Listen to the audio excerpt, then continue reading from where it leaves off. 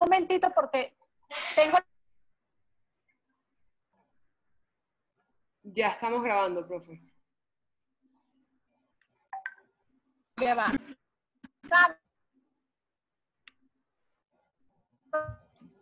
Mari Olga está hablando. Mari Olga, acomódalo.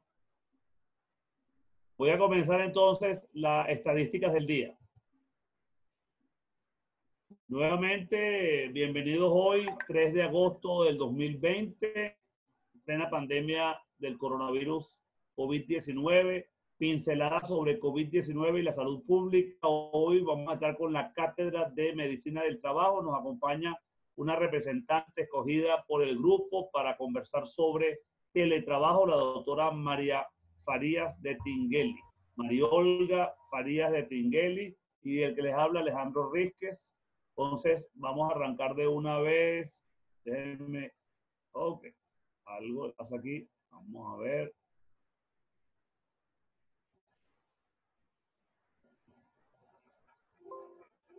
Listo.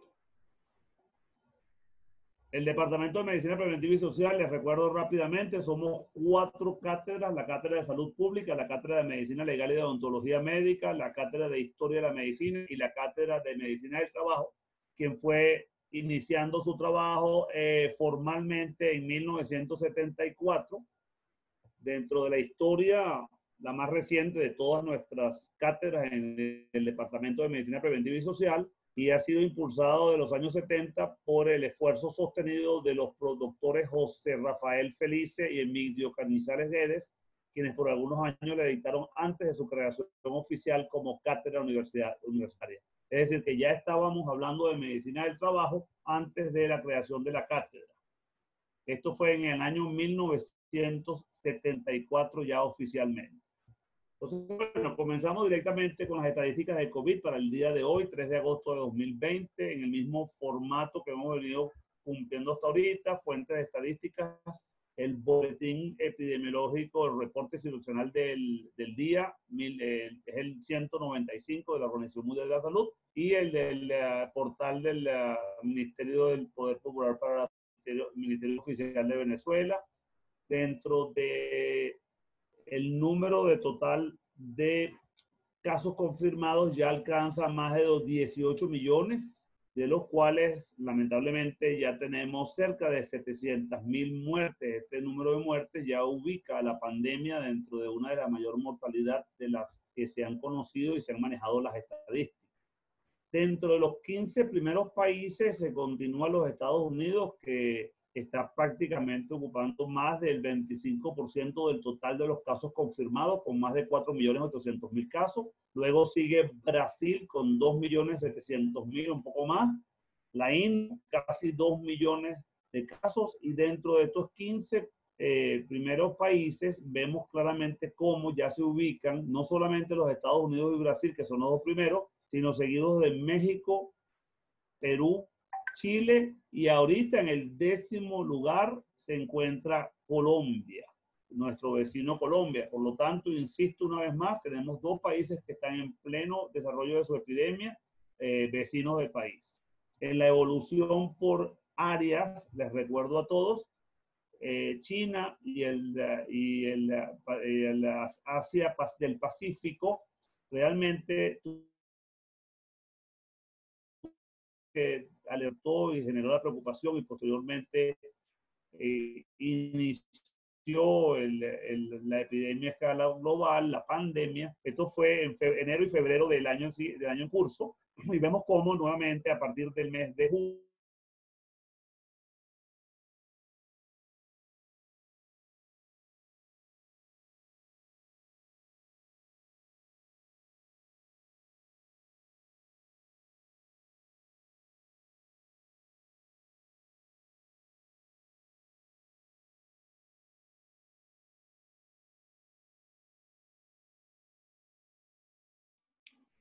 ¿Aló? ¿Me escuchan? a mí se me cayó el internet. Creo que sí, profe, porque se dejó de ¿Cuándo se cayó? proyectar. ¿En qué momento para volver a comenzar? Estábamos hablando de las olas y de Asia, si no me equivoco. Ok, perfecto. Disculpen, el internet no me está funcionando muy bien. Vamos a ver. Esta sí es. ¿Estoy compartiendo la pantalla, María Alejandra? Sí, ahora sí se está viendo, profe. Perfecto. Bueno, les comentaba que la primera onda fue el Asia y el Pacífico, y nuevamente vuelve a aparecer ahorita desde el mes de junio, y vemos que podríamos llamar la segunda ola de esa área del mundo. Las Américas se mantiene en amarillo mostaza muy, muy importante, sigue siendo la mitad prácticamente de todos los casos que están ocurriendo en estos momentos. Tenemos zonas del mundo que han disminuido de manera importante, aunque siguen contribuyendo como Europa, mientras que el sureste asiático, entre los cuales está India e Indonesia, vemos que viene aumentando de manera muy importante y ocupando prácticamente casi un tercio, un 25-30% del total de los casos en estos momentos. Y también viene contribuyendo África, que viene aumentando de manera importante, especialmente Suráfrica.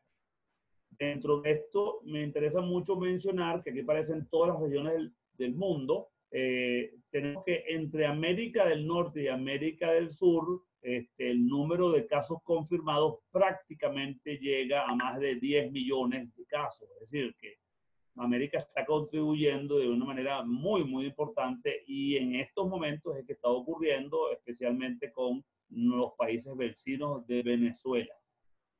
Este mapa, que lo hemos mostrado muchas veces, nos muestra en el lugar más oscuro quiénes son los países que están contribuyendo de manera más importante, y vemos entonces que Brasil, los Estados Unidos de Norteamérica, Sudáfrica, el Medio Oriente, la India, Bután y Bangladesh.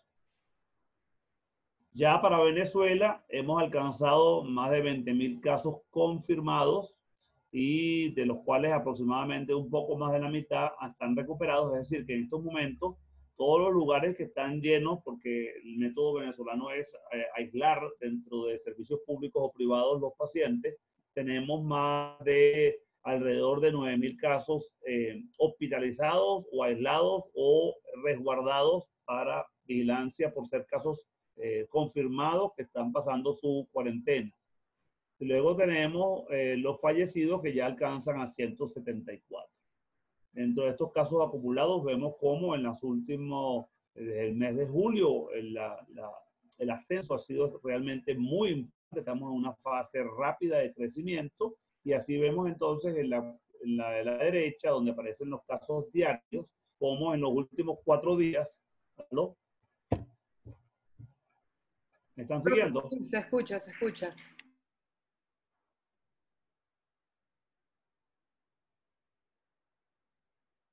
Es que algo pasa que haga la por aquí. ¿Me escuchan? Sí, profe, se escucha. Estamos viendo la pantalla. ¿Está en grande? Sí, en ¿Está grande. en pantalla completa? Perfecto. Disculpa que aquí no aparecía. Tranquilo. Entonces, en cuanto a los casos nuevos diarios, ya alcanzamos la cifra de entre 700 y 800 casos diarios en los últimos 4 días. Un ascenso importante.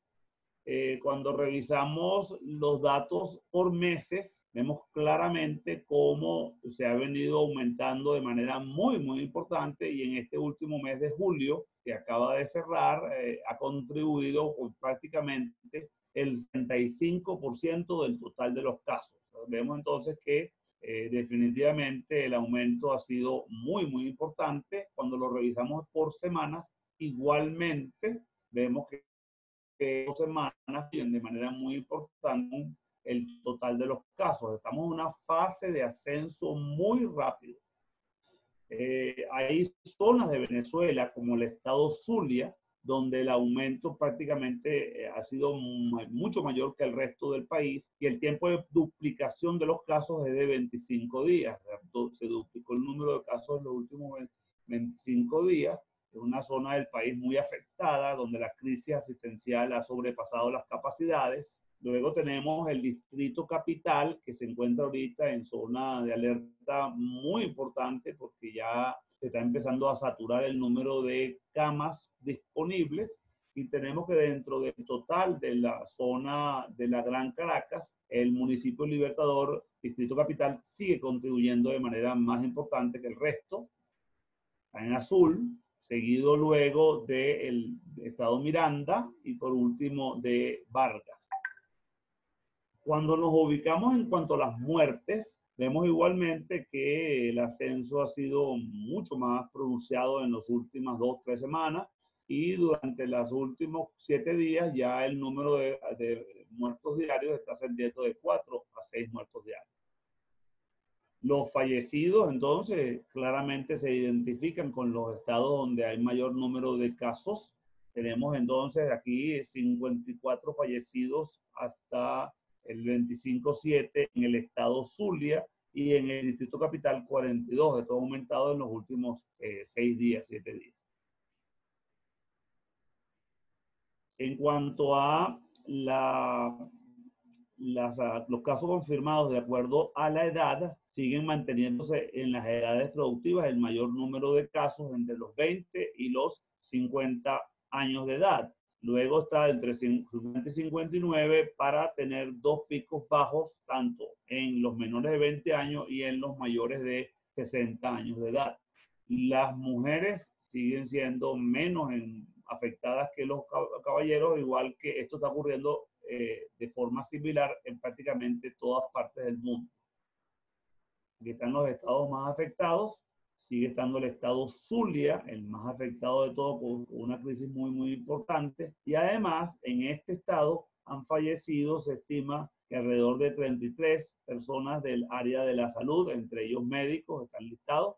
Luego continúa el Distrito Capital, junto al estado Miranda, región de Gran Caracas, el estado Apure, el Distrito Capital, el estado Táchira, el estado Bolívar también muy afectado desde el punto de vista de la crisis asistencial, al igual que el estado Sucre, que también está muy afectado desde el punto de vista de la crisis asistencial, la incapacidad que tienen para poder soportar se ha llenado todos los centros de salud. Y aquí entonces sí nos unimos y nos suscribimos como departamento y en lo personal a los lineamientos generales recomendados por la Academia de Ciencias Físicas, Matemáticas y Naturales, la Academia Nacional de Medicina, el Instituto de Medicina Tropical, junto a todos nosotros de la Universidad Central de Venezuela, la Sociedad Venezolana de Biología, que también otra representa el resto de las sociedades científicas, y la Alianza Venezolana de la Salud, los cuales han dado 11 pasos que queremos suscribir. Uno, mejorar la política comunicacional en cuanto a la prevención, mejorar la capacidad de diagnóstico. Venezuela no llega a los 1000 pruebas diarias, que se estima que son 800, y realmente requiere entre 8000 a 10000 pruebas diarias, y además que esté la respuesta en menos de 3 días. Requerimos que haya rastreadores de sospechosos, de brotes, de rumores, y estos rastreadores deberían estar al menos bien entrenados, adecuadamente equipados por al menos 6000 personas dedicadas exclusivamente a esta tarea.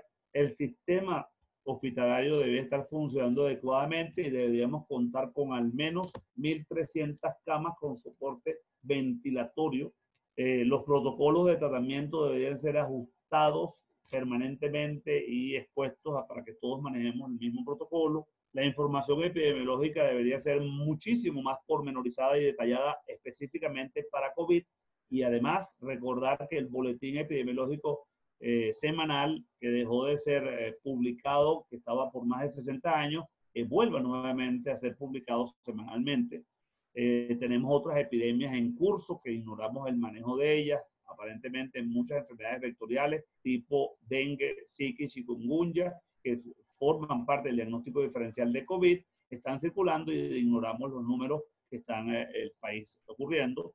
También se deberían mejorar las restricciones y flexibilizaciones, hacerlas mucho más acordes a las recomendaciones de los expertos. Los expertos, incluyendo todas estas organizaciones, solicitan ser llamados, en particular la Academia Nacional de Medicina, que es el órgano asesor del gobierno nacional, del presidente de la República, y todavía no ha sido llamada. Las medidas sociales y económicas deberían ser ajustadas a la realidad del país, al igual que la participación de la comunidad. Entonces, una vez más, invitamos a todos a leer los lineamientos generales para el manejo de la pandemia del COVID-19 en Venezuela, lo cual refleja el sentido de la academia y de todas las sociedades científicas y gremios con respecto a cómo deberíamos estar manejando la situación que está ocurriendo en estos momentos en nuestro país. Así que nuevamente el Departamento de Medicina Preventiva y Social, Escuela Luis Racetti, Facultad de Medicina, Universidad Central de Venezuela, muy agradecido en nombre personal y en nombre de todos los profesores que aquí me acompañan.